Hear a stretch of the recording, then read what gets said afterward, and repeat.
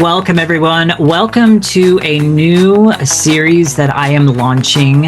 And this series is a very special series called Expert Interviews with Ken.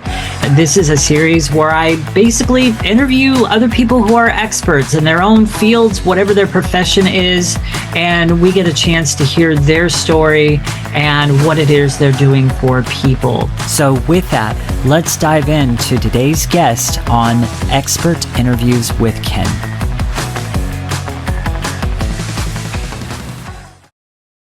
Welcome, everyone. Welcome to yet again another episode with Expert Interviews with Ken. And today I have a special guest. We've got Phillip here.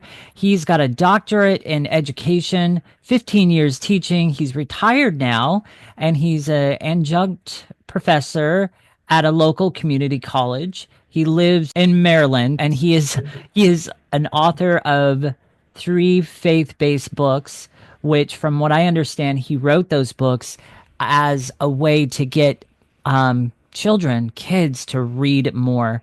And these books are based on experiences in the classroom. Topics include bullying, peer pressure, and relationships. And he also served as a mentor and teacher. So welcome to the show, Phillip. Welcome here. And so I just unpack your story, unpack the books, why you wrote those, what you're about, what you do. You've got a lovely background there as well. I just kind of want to unpack your entire story and give you a chance to share everything around that. Thank you, Ken. It's a pleasure to be here. So, as Ken said, my name is Phil DeLizio, and I am a retired teacher. I taught for almost 15 years at the elementary level, mainly third and fourth grade. Retired last April, so it's not quite been a year. And prior to retiring, I thought about what I was going to do once I retired. And I'd always said I wanted to write a book. So I decided I was going to try to write a book. And here we are a year later. I've written 3 books, with 2 more coming out by the end of the year. Wow. My books, yes. It's when you're retired, there's lots of free time, right? Mm-hmm. So my books are faith-based. They are based on what I saw some of the students going through, not just in the classroom, but at home as well. So the 3 books that I have, the first book I wrote was basically on friendship. And that's what you can see behind me. It's called Rekindled Faith. I don't know if, well, you're not going to be able to see it on there. Rekindled Faith, about 2 14-year-old girls who they don't know each other, and they have a chance meeting at church. When the one girl was late and she's running into the church and bumps into the other girl and spills hot chocolate on her. Oh my Um, goodness. yeah. And so the girls are from 2 different parts of town. It's a small town, but 2 different parts of town. And because it's a small town, there's, that one church there, community church. And then they become friends. The issues that they run into, each girl has their own sets of friends that are wondering why they're friends with each other. They have nothing in common.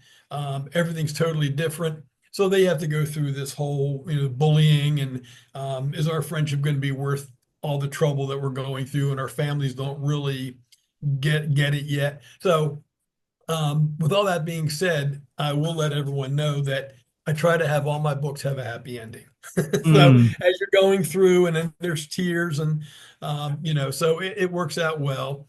All my books have a lot of scripture references. Um, there's always a youth group. There's always a church. There's always supportive people, but then there's always those detractors that kind of take away from the joy. Um, Okay.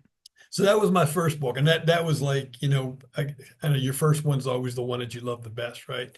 Um, so I thought that was a pretty good story, and again, based on experiences in the classroom. And then since I've written 2 more books, the most recent um, was called A Letter of Hope, which kind of detracted from what I normally write about It's a young girl who decides she wants to do more for her fellow man. And her pastor one day was talking about this program where you can sponsor underprivileged children in other countries. So Kim, the character, decides to sponsor a girl in Brazil. And through sponsorships and letters and sending funds and that sort of thing, they developed this kind of pen pal relationship, um, Zoom or video conferencing calls. And then Kim and her family one day actually traveled to Brazil to see the poverty that this young girl's living in. Mm. So they try to do more. And again, it goes through a couple of years. They become best friends. And that was kind of based on a little bit on me because I do sponsor some children, and one of the little girls is in Brazil. And I'm actually going to be making a trip to Brazil in September to meet her and her family. So I'm really kind of looking forward to that. And then the second book is called A Light on a Horizon, and it actually won the International Impact Award for 2024 for Christian fiction for young adults. And it is all about bullying and how the girl, the main character, has to endure bullying at school, and then she runs into her best friend, who is Katie. And then again, all the books have happy endings, but again, Right. they're all based on things that I saw in the classroom. That's amazing. That's amazing. So tell me about the two current books that you're writing right now that you're going to have finished at the end of the year. Okay, so the two books that are currently, and again, I started all these last year, because there's no way you can write, two books. And I can't write two books in 1 year. So the first book is called From Lightness to Darkness, Hmm. and it is about a 16-year-old boy who loses his brother to a car accident. Um, the police rule it, a single car accident. It was raining. He just lost control of the car. And as you go through the book, two things are going on. The main character is having a difficult time coping with the loss of his brother. Mm, He's, withdrawn. He's having issues, and he's just in a bad place. Um, then halfway through, we find out that there may have been another car involved that pushed them off the road. Then he has to deal with the kids at school, withholding information, and then the sister of the boy who was accused of running his brother off the road and killing him. So there's a lot going on. Um, but again, it works out. It's I I kind of, when I first started, it was kind of hard to write it because there was a death involved. And that's never an easy topic to talk about. So I had to be careful, how I talked about it, how it kind of evolved. Um, but again, it's things that I saw, my students going through, and this is exactly what had happened. Of course, it's fiction.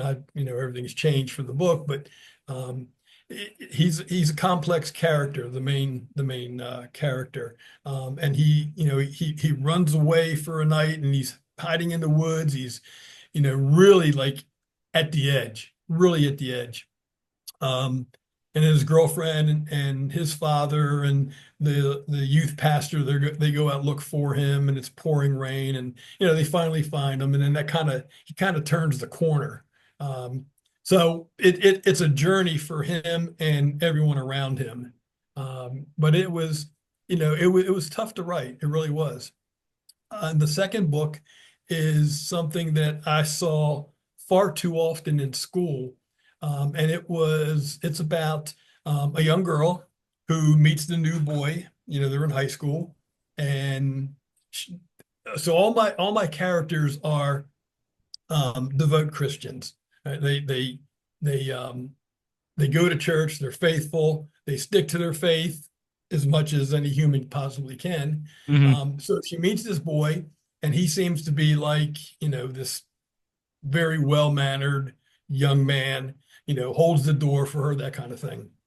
But as the relationship goes on and they start, dating, um, he wants more and more from her. And now and that book is called Crossroads because now she's at a crossroad. Do I do what my boyfriend wants to make him happy and I don't want to lose him? Or do I take this path, stay true to my faith, and possibly lose my boyfriend? And I saw a lot of girls in school, older girls, that were facing that same thing, that same predicament. Um, so I thought Crossroads was a good title because she was standing at that crossroads. What am I going to do? Which way do I go? Do I abandon my faith or do I Mm. abandon my boyfriend? And again, touchy subject, so I had to be, very careful how it was written. But again, it's a lot of scripture references to back up what she was thinking, what she was doing, and how she made her decision. It's interesting with stuff like that, because that kind of scenario happens with so many, so many young children today. So many, and a lot of times it goes unnoticed. A lot of times it's not talked about. It goes unnoticed, and you know, different things happen. The other thing, I think there's a statistic that 80% of the youth that end up, that end up making the transition into college, 80% of them, their faith, they drop their faith. They turn away from Christianity. And it's interesting because my pastor has been throwing out that stat a few times lately. And I just found that very interesting that once they enter the college realm, that, because of the professors that are at college, the classes that they take, they end up, just totally falling by the wayside in their faith. And I think it's an amazing thing that you do. And so you are literally, you're writing books for the sole purpose to get the youth, to get children to Mhm. read more. So I want to kind of like lean into that a little bit more. So tell me a little bit more about that. Why did you start? What are the things that you saw happening in the schools and in um, family, other kids' families and everything's like that? I'm trying to like get the words that I want to say, and they're not quite flowing there. And I'm like going, okay. Um, I got you. I so got you. just unpack that. So Sure. let's leave it there. Just unpack that. Okay. So throughout my teaching career, I witnessed, firsthand, the essential role that reading played in the development of the students' minds. Hmm. To me, reading is, that was like, you got to read. Youth today, if it's not on their cell phone or their iPad or their Xbox, they're not going to read it. Um, and in today's world, where these issues such as bullying, peer pressure, relationships, they can put a burden on the young people. Hmm. And I believe that, and I truly believe this, that literature has the power to inspire the young people. It can comfort in that if they're reading something, uh, they might realize, hey, I'm not the only one going through this. Yes, this book is fiction, but if it's in a book, other people must have gone through the same thing. Hmm. And I think literature can equip these young people with the tools that they need to get through these challenges. And the books, they directly address these issues with my hope to empower them as readers and then foster a deeper understanding of their faith and how to be resilient. Um, in my classroom, um, the last 5 years of my teaching career, I only taught math. I only taught math. However, I had a rather extensive reading library in the corner of my classroom where kids can go get a book and read. And it was kind of disheartening that a lot of the books they just sat there. Like the kids, they didn't want to read. They'd rather sit and draw or, you know, um, so I encourage kids to read, and we had little contests, trying to perk them up towards the reading. Um, And the one thing I noticed was the girls would read more than the boys would. The boys weren't interested in it, other than graphic novels. If it was a graphic novels, then the boys would go after it. Um, but the girls would read pretty much anything. But so the whole goal of writing these books was twofold. One, to get the books into the hands of the students, and oftentimes I'll just, I'll give the books to someone if I see someone.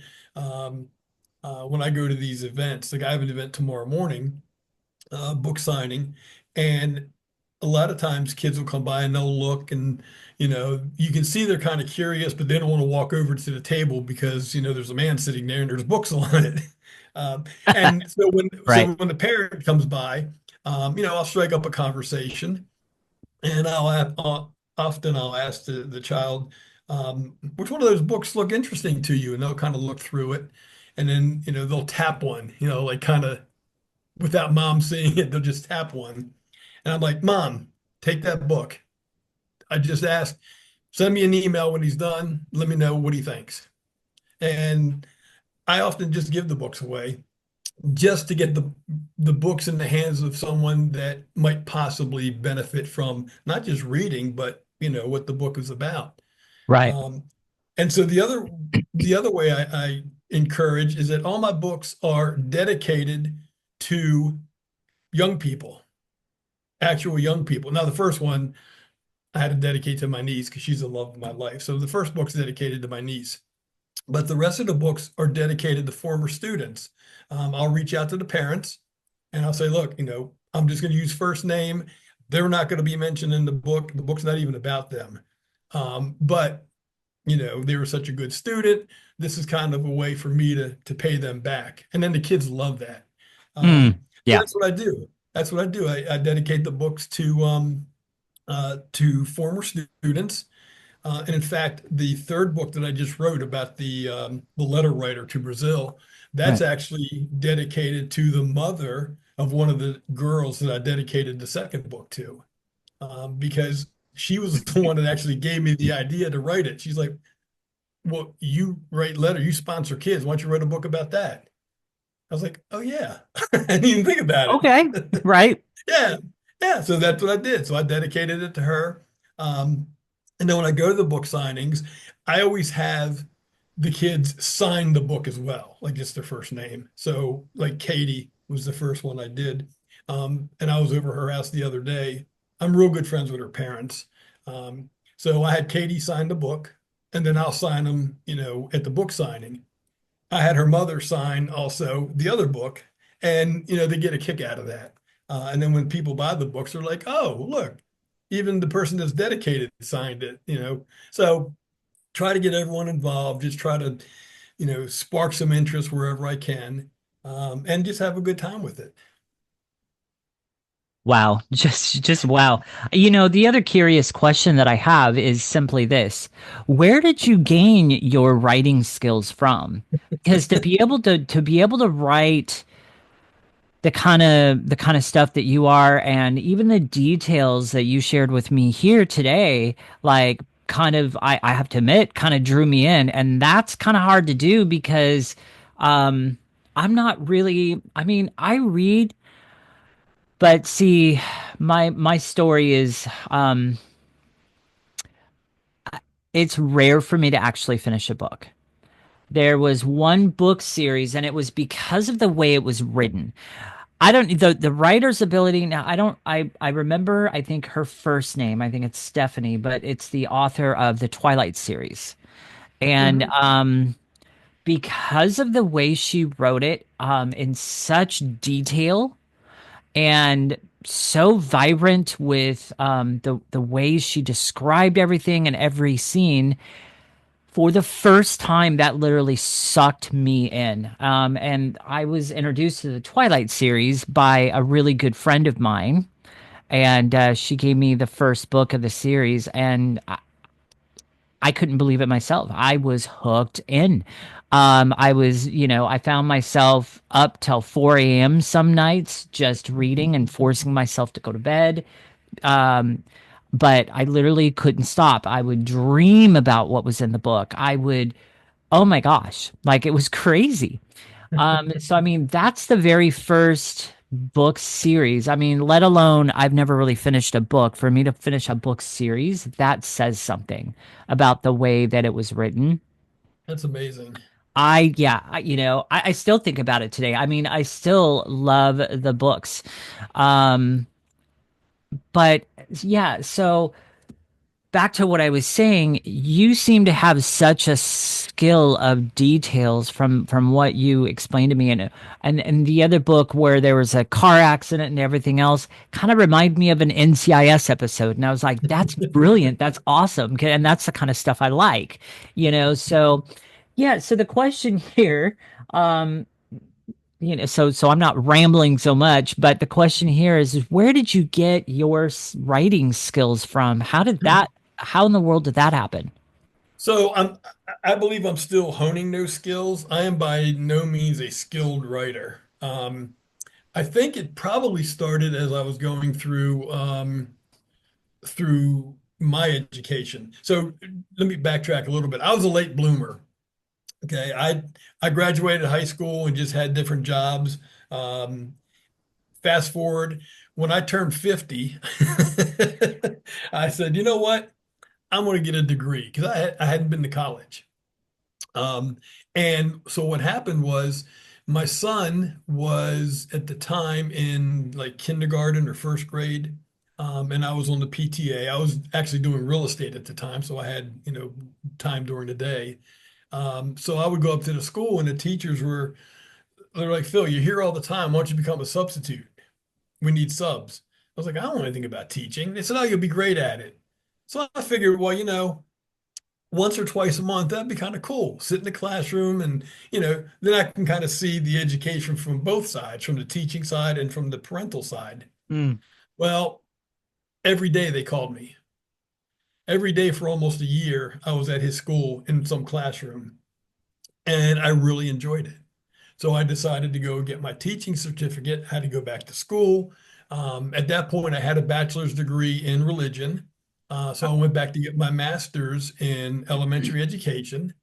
And I got the bachelor's degree, got my teaching certificate. Took me about 6 months, but I was hired by one of the local school districts. And then that was, 15 years ago. But after the master's degree, I said, well, let me go get the next thing. And I looked at the doctorate and I was like, yeah, no, I'm not doing that because you have to write a dissertation and they give you a year to do it. And it's got to be, it has to be 100 pages. And I'm not doing that. So I did it's called education specialist, mm, which a lot of people call a doctorate light. It's the same coursework without the dissertation at the end. After I went through all that, a couple years later, I was like, you know what? I've come this far. Let's go for the right. doctorate. Oh, so you learn how to write because that's all it is writing. Um, Granted, different type of writing, academic writing, fiction writing, but it taught me that it actually taught me what I used to teach my kids when I was teaching third grade writing, right? The dog ran. That's not a sentence. That's what the kids would write. The dog ran. Now, we need to add some detail to it. So we'd go through these steps, and then by the time we were done, the sentence was, the big brown dog ran through the field at midnight chasing a deer. Much more descriptive. So I had to Wow. teach myself what I was teaching the kids, teaching these 8-year-olds. I had to teach myself the same thing. So the first book, and as I go through the books, I look at it and I'll say, well, I could have done that a little better, or that just Yep. didn't that didn't that. So I'm still working on that. Um, so it's taking me a little longer with the next two books because as I get to the end of the book, I'll go back and I'll start at chapter one and I'll read it again and make changes. So it takes just as long for me to go through proofread, edit as it did to write the whole thing in the first place. Um, so it's a process. And I was told at the very beginning by another author that writing is a marathon, it's not a sprint. I And I'm resonate with learning that. that. Yes, I'm learning that it is a marathon. It's not a sprint. No, yeah, it's definitely not. You know, the other thing that's interesting that hit me too is you actually favor your first book. Now, me, I wrote my first book. It's called The Real Truth Behind the Obesity Epidemic. And that was more of an ebook. Mm. But for me, it's a good book. There's some good stuff in there. You know, I went back and I looked through it and everything else. But here's the thing, I can't call that my favorite book because I go back and I look at it and I'm just like, oh my gosh, the information's good, but it's so outdated compared to where I am now and what I know now, and the deeper experience and knowledge that I have. Um, and so now I'm actually working on my second book, which is going to be a lot heavier, a lot more detailed, a lot more heavier, meaning not heavy emotional, but heavier content wise. There's going to Mhm. be, I mean, it's going to be more intense. It's going to be more, yeah, there's going to be so much more in it. And it's already turning out to be extensive Mhm. because the mindset section alone in that book is 70 pages. And I haven't even gotten into the bulk of everything else that I want to put in the book. And I'm already 70 pages, and that's just the mindset section. So it's crazy. But it's interesting that, I mean, I just found that interesting that you favor your first book. I don't. So I think um, so. Maybe not my favorite. Maybe that was the wrong word. I guess it is my favorite, but it's probably the one that I'm most proud of because it was the first. I actually Mm, sat down and that's a wrote good a way of book. looking at it. Yeah, I actually sat down, I did it, I wrote a book.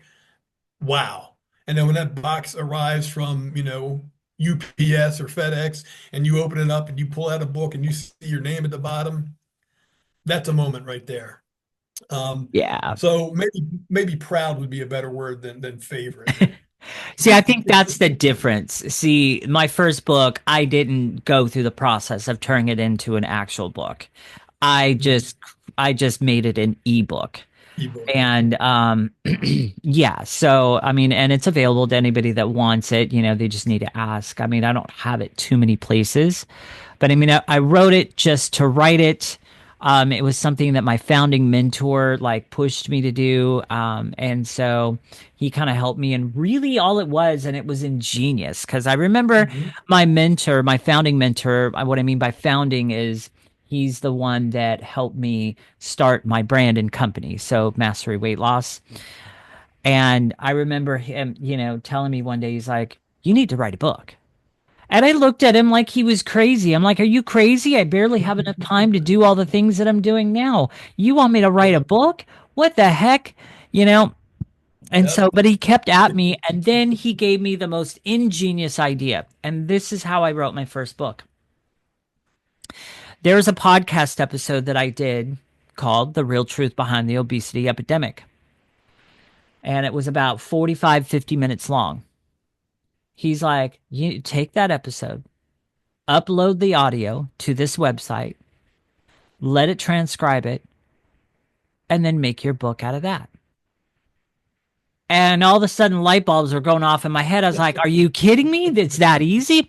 Now, I had to do some editing and different things like that and put everything in order, sure. But that was an easy life hack way to write a book because I'm just like, I don't have the time to sit down and write a book. And what about this? And what about that? But it's out there and it's a good book. You know, it is a good book. But like I said, I look back on that and I go, as for me, it's outdated though.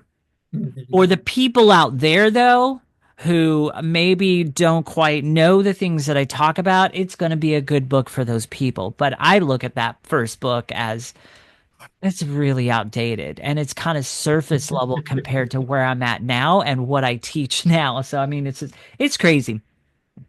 But Uh, the other question that I wanted to ask, oh, go ahead. You wanted to share something. no, I was just going to say, when you're talking about, actually creating the book, that's a nice, that's the nice thing I like about writing is it's something I do, but it's not something I have to do. So Right. there will be days where I'll sit for 2, 3 hours. I'm a morning person. So Yeah. 6 o'clock in the morning, I'm in front of the laptop, just, whatever, typing away. But it might be 2 weeks before I go back Mm, because I don't have to. Um, and I've got, like I said, there's two going on, so I kind of go back and forth between the two. I don't want to say I get bored with one, but I go through and I'm like, all right, let me go to the next one and see what I. So again, it's not something that I have to do every day. yeah. I might do it every day for a week, but then it might be 2, 3 weeks, and then I go back. Um, You go through it, phases, and I'm the same way with my book, the current one that I'm writing right now. And it's interesting, the one that I'm writing right now, there's an entirely different outlook on it than my first book. I mean, I'm not dragging because in the beginning, when my mentor wanted me to write it, I was dragging my feet because I was looking at the bigger task, and then he simplified it for me, which is great. But now I'm legitimately like writing. So what this second book is not me taking a podcast episode. This second book is me taking everything that I've already developed. A lot of things that I go through in my boot camp is in this book. And Mhm. so it's all stuff I've already produced. It's frameworks that I've already got. It's all of that. And I'm just taking the time to now put it all in a book. And and I love it, but I don't. I'm the same as you. I'm not writing it every single day. It might be a week or two might go by before I go back and decide to spend 2 or 3 hours writing in that book. Mhm. Now the interesting. See, my coach and mentor, my current coach and mentor right now, challenged me the other day because of something I was going through. She's like, "You need to go and you need to read your own mindset section." And you need to apply it to what you're going through right now. And so what's interesting is I'm actually going back through what I've written on mindset and applying it to that. And what's interesting is I've already made a page of notes because of it. It's like brilliant. It's ingenious and I'm loving my stuff. And on top of it, I'm going in and I'm adding even more, expounding on this, expounding on that. And that was the thing about my first book too. I didn't just copy and paste the transcript and do all the edits and then the chapters and everything else. I added in there. Like I added more details in there as I went along.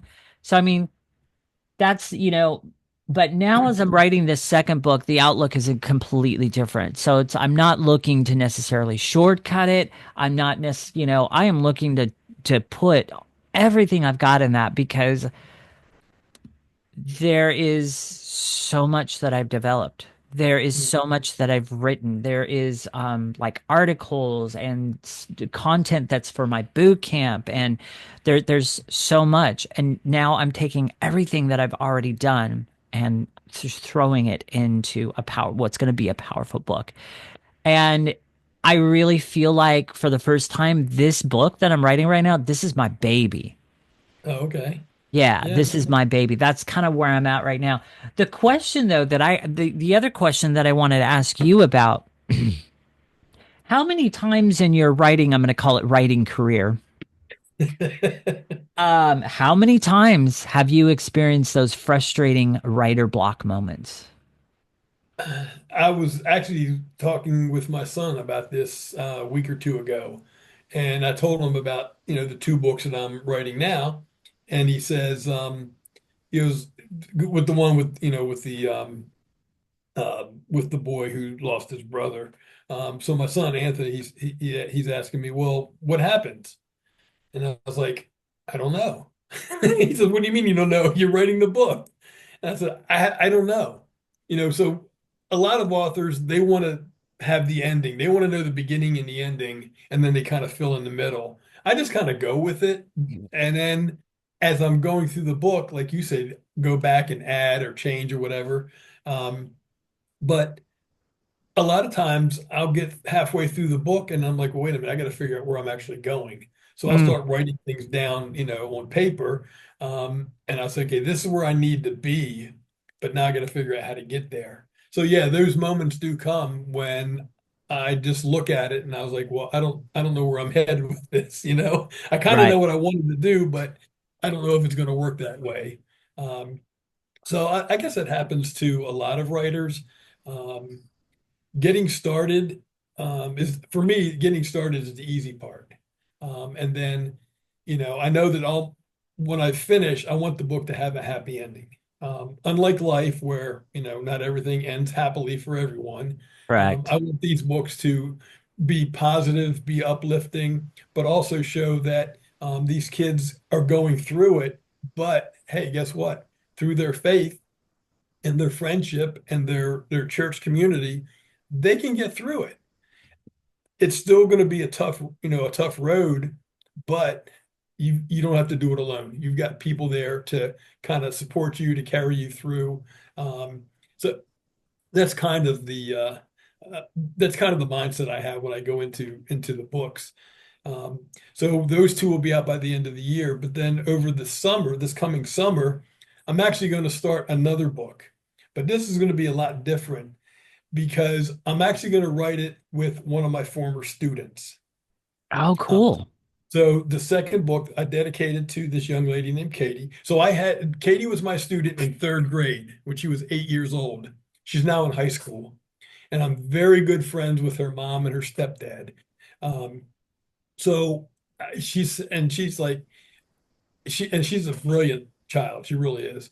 And she said, Mr. D, I don't know anything about writing. And I said, that's fine. I said, your job, and wait till school's out over the summer, your job is to come up with a plot, come up with the characters, and you tell me what you want the book to be about, and then I'll do it. And chapter by chapter, you get the final approval. So she's kind of excited about that. And then when it's done, probably not till next year, the book's going to come out. She's going to see her name on the cover, and that's going to be, I think, something awesome for her. Amazing. I love it. I just absolutely love it. So, as we start wrapping up, is there any other main points that you want to share with the purpose and what you do? Is there anything else that you want to share with the audience? So to the moms and dads and grandmas, um, get your children interested in reading, or your grandchildren. A lot of these book signing events that I go to, and I have about 6 or 8 already planned for the next couple of months. A lot of times it's the parents that come in or the grandparents, and they'll buy the books for their kids.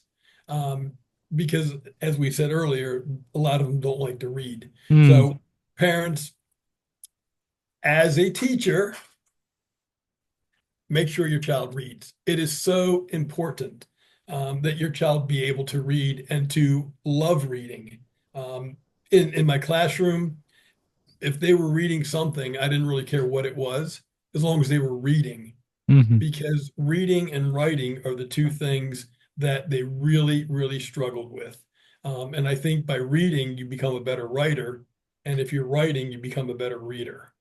Um, Maybe not true in all cases, but um, parents, please just encourage your child to. And it is so true when they say, when your child is an infant, a toddler, read to them. I truly believe that is going to spark an interest as they get older, as opposed to, Yeah. not reading to your child. You know what? It's true. And the sad thing about it is, and it just popped in my head, um, how many family homes, because I see it all over the place. The kid is literally being entertained because, well, being entertained by an iPad. And the kid literally has got an iPad like right in front of his face at all times. And a lot of times I just feel like the parents do that with their children, um, do that with their children just to keep their kids quiet and occupied and out of their hair. And sure, there's a time and a place for that, but I think it's become so common that it's producing some very, very, very bad habits. And there's actually studies that have been done that especially children growing up with a device in front of their eyes at all times and da da da da. It literally, what's the word I want to use? I mean, okay, the word that I'm gonna say here, I do say it very respectfully. I'm not trying to like disrespect somebody, but studies have shown that this dumbs down your kid. Absolutely. Absolutely. But not just that, not just using an iPad as a babysitter. The school that I retired from, I was there for my last 4 years, um, was a school where it was a lower socioeconomic area. Mm, And a lot of the families, most of the families were single parent families or they live with their grandparents. So, oftentimes when these children went home, they were either by themselves or they were with a relative until mom had to come home because she's working two jobs just trying to make ends meet. So there really wasn't any parental guidance in a lot of cases, which to me was sad. It was really, really sad. And a lot of times these kids would come in and the only real meals that they would get would be at school. right, And so, you try to make the best of their day. Um, and that kind of, puts a little smile on their face. But then, like you said, when they get home though, if mom and dad want a babysitter, they give them the iPad. But if mom and dad aren't there, that's what they do to entertain themselves because they have nothing else to do. There's no one to talk to, no one to give them guidance. So they get on the iPad, they get on the Xbox, and they sit there for hours. yeah, Um, and again, I get, mom has to work, dad has to work, whatever. But I just wish there was a way that we could get to the kids to get them to read rather than, like you say, get on the iPad, get right. on whatever. Exactly. And you know what? I applaud the parents that are aware of these things and limit their children's time on devices. I applaud the parents that recognize that because I got to tell you, even in the adult world, when I go to the gym, sometimes it just drives me crazy and I just want to hang my head down and just hide. Everyone is walking around and they're Yeah. and it drives me crazy because I'll look around me and there'll be like 8 people like scattered over in this section of the gym. Every one of them is sitting on a piece of equipment and every one of them is on their phone. And I'm just going, oh Lord, get me out of here quickly. Some days I just can't handle it. I'm just like, it drives me. Look up, people. Put your phone away and look up. Look at the world. That kind of thing. Now, I'm not saying I'm the most perfect person. I catch myself doing it, but I'm aware of it. And when I catch myself, phone goes down. Mhm. That's the difference. And even when I'm in here and I'm typing and I'm doing stuff, I'm producing things. There are definitely times where I'll get stuck on whatever I'm doing, and the first instinct habit is to pick up the phone and just start scrolling. So now I have to take my phone and I have to put it away from me so I don't easily grab it. So it's just those things. And People, and yeah, the same thing is true when you go into a restaurant. No one's having a conversation because they're all doing this, like you said. You're with a group of people. Why are you not interacting yeah, with the people you're with? exactly. I always put mine in my pocket at a restaurant or if I'm at a friend's house or something. And that to me, it's just rude if I'm over at your house and you're talking to me, and I got my phone, I'm doing like this, saying, "Oh, look, I got an email," or "Look at this, what happened in the news." To me, that's just rude. You Yeah, invited me to your house and I'm playing on my phone. yeah, exactly. I mean, it's one thing to pull it out, check it for a couple seconds, and then put it back. That's one thing. You know, um, there's another thing I was going to share. Now it's gone. Um, yeah, it's gone, and it was good too. Maybe it'll come back, but like I said, I applaud the parents that are aware of that, and I applaud the people that are aware of that, and they make the efforts to, limit the time Mhm. But, Hmm. it's just look up, look up in the world and different things. Um, Yeah, and read a book. If you're going to read something, put your phone away and get a book. Whether you're yep, a child or you're an adult, read a book. You know, exactly. and that's what I used to tell the kids all the time. There were those kids that I had in math class who I'm up there trying to show them how to add fractions with different denominators, and they'd have a book that they're trying to read. And I was like, dude, I applaud you wanting to read a book. However, this is what we're learning right now. Show me you can do this, then you can read the book. You Right, know? exactly. Uh, And here's the thing that I have noticed. So when it comes to reading for me, I my reading skills get homed in and my focus gets homed in when I'm deep diving down something that I'm very passionate about. So my reading comes in with the research that I do, and the deep dive down rabbit trails and different things like that. Because part of my passion and what I do, is exposing the lies of the health, wellness, and food industry. And mhm. when I go down those trails and I'm reading through articles and I'm looking, I mean, I can soak that in all day. That is what has produced the writer ability in me. Now I've Mhm. produced so much. I've written extensive articles on my website, and all of that other stuff. And that's all because of what? The reading that I have done. Now it may not necessarily be a book, it's digital reading, right? Right. But still Um, reading. but yeah, exactly. It's still reading. So that's the other thing I'll say. When it comes to reading, guys, find your hack. Find what you enjoy. It doesn't necessarily have to be a book. If it's an article, if it's Mhm. something that you're interested in, read that then. Find your hack, find something that's going to work for you, but just read, put Yeah. down the phone. That's what I was going to say. Thank you. I got it back.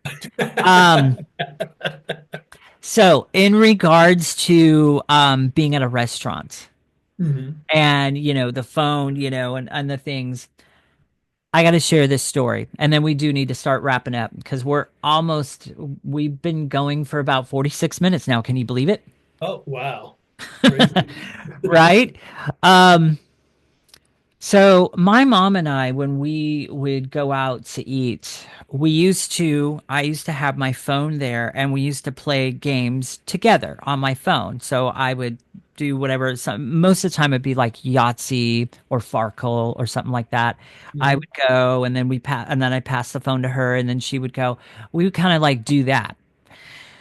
About a year and a half, 2 years ago, we changed that because I started thinking about, I'm like, when was the last time I saw somebody do that? Because I don't see that too many days anymore. When I was growing up and I was a kid, I used to see people do this all the time. They would go to coffee houses, they would get a whole table, and they would play games.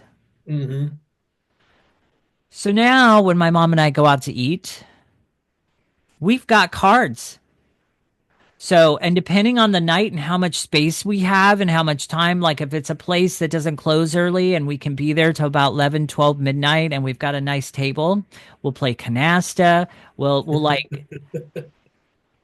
I mean, and we're not on our phone. Like I take my phone and I put it in the bag and we're just engaged with each other. And the thing about it is that's so much more refreshing to me. Cause like, when was the last time you saw somebody do that at a restaurant? I used to see it all the time growing up, but I don't Mhm. see it anymore. People are just unsocial. They're on their phone. And Well, yeah, that's that personal interaction. To that point, the same thing in the classroom. The kids, they did not know how to interact with each other because when they go home, it's all chatting or FaceTime or this or that. They don't know how to interact in person. And oftentimes there were many conflicts because they just didn't know how to deal with someone in real life. right. And that to me was sad. Like when I was growing up, I'm old. So when I was growing up, you could tell where the kids were by where the bikes were laying out in the neighborhood. If all the bikes were in front of Johnny's house, it Exactly, wasn't right. Johnny's home, and it was outside. That was our Xbox. You want to play, you go outside. Light comes on, you come home. And that's how we played. We interacted. We knew how to be friends. I think that there's a lot of students, and again, I was, third, fourth grade. So the kids are like 8 to 10 years old. They don't know how to interact with each other Mm, because so sad. they don't leave their house once they get home. Either they have like sports or whatever, but um, with their friends, they just don't. And I was at a charter school, so the kids came from all over the place. So it wasn't like they all lived in the same neighborhood, Right. which kind of made it, I think a little tougher as well. Of course. But you're right, that interaction is just not there anymore. That's why I love it so much. So when we do go out to eat, I mean, it just depends. Sometimes we'll just play gin for the night. Sometimes we'll play canastas. Sometimes we'll get out. We even bring the Yahtzee game, the dice and everything. And we just have fun. Yeah, And I know it's got to be refreshing for others to see that, because I don't see people doing that anymore, but we love it. yeah. And they probably say, why don't we do that? Yeah, we'll do that next time. And then next Right? time they don't do it. Yeah, exactly. Yeah. But anyhow, so in wrapping up, any last words that you want to say? I know I said that before, but now we're really wrapping up. Now for real. No, just if you're looking for a good book for your child, grandchild, faith-based, clean, happy ending. Yeah, there's some tears, between the beginning and the end.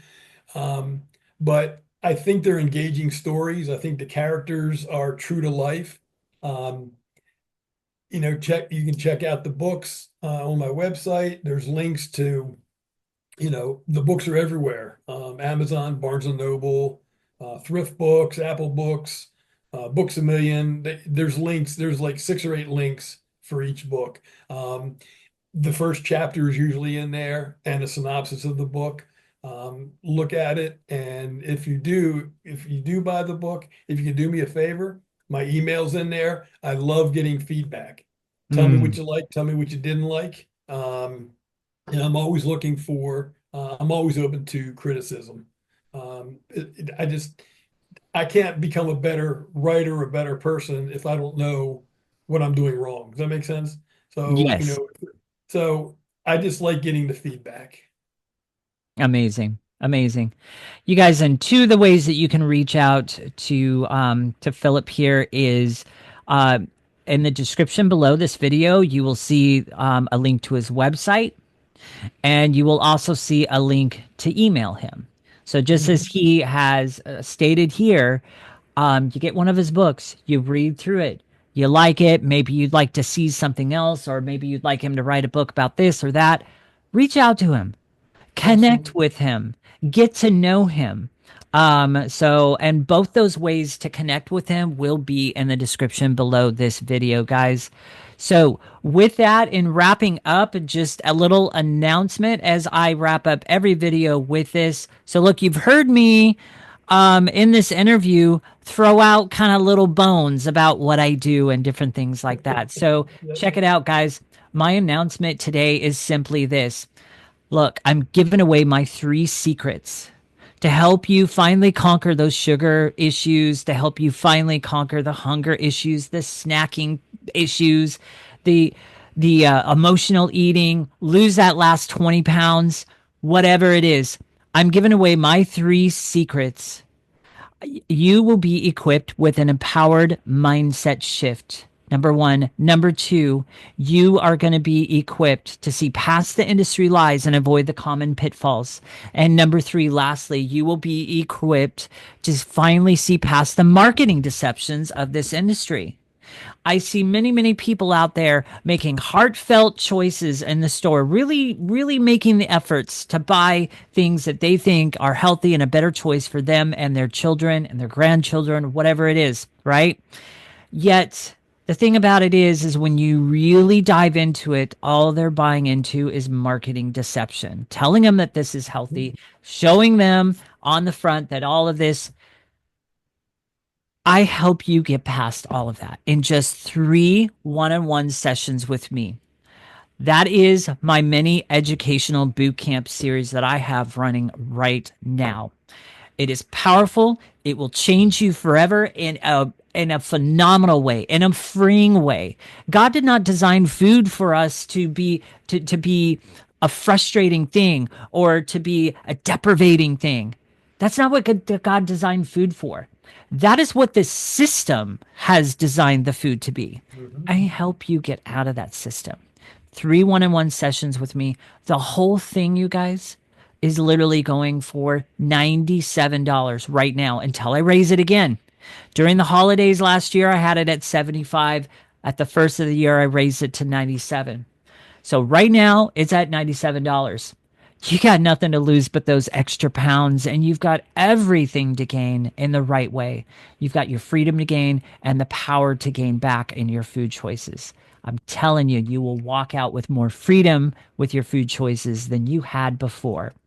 So again, the link to join that mini boot camp series, it's 3 one-on-one sessions with me. It's an educational series. It's not an eating plan, and it is not an exercise plan.